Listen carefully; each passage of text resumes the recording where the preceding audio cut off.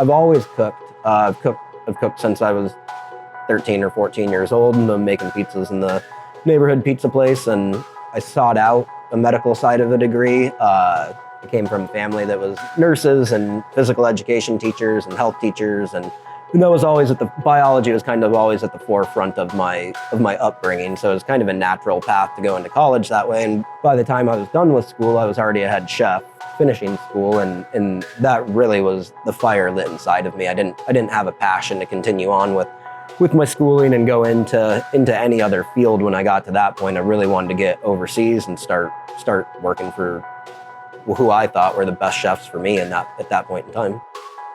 At first, I was seeking out in Italy to make pizzas, and I ended up at Pizzeria Zeppelin up in Spoleto and really refining my pizza making skills. I ended up in Cafe Marilana in Rome because I wanted to learn how to make pasta, and I'd heard that's the best place for pasta in Rome, so that's where I went. And it really just, before our digital social media or social networking days, I just went from chef to chef to chef to chef, based on a recommendation and where to go. And after all the time in Italian food, I ended up in Japanese food. And I always wanted to get back to my kind of food. Once the training was done, or once you've worked for chefs and then you've ran your own concepts in that kind of sense. And I've worked for Italian chefs, and I've been the executive chef at Italian restaurants. I've worked for Japanese chefs. I've been the head chef at Japanese restaurants. Now I wanted to bring it all together.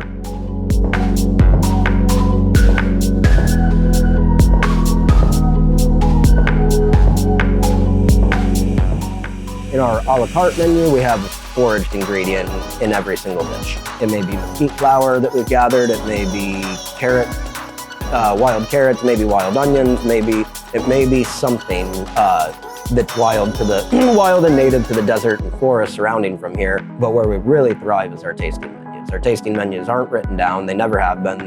They never will be. It's a omakase style tasting menu where I don't know what I'm going to make until you send the ticket through. And for us, that's very rewarding. It's very fulfilling. It's also a spot where maybe nature doesn't provide enough to put something on a menu to make 60 or 75 of those a night for 6 or 7 months at a time. But maybe it goes a lot further on the tasting menu, and it becomes more of a variety. The dishes are more diverse. You try a number of things. Our tasting menus include anywhere from 10 to 15 dishes on them.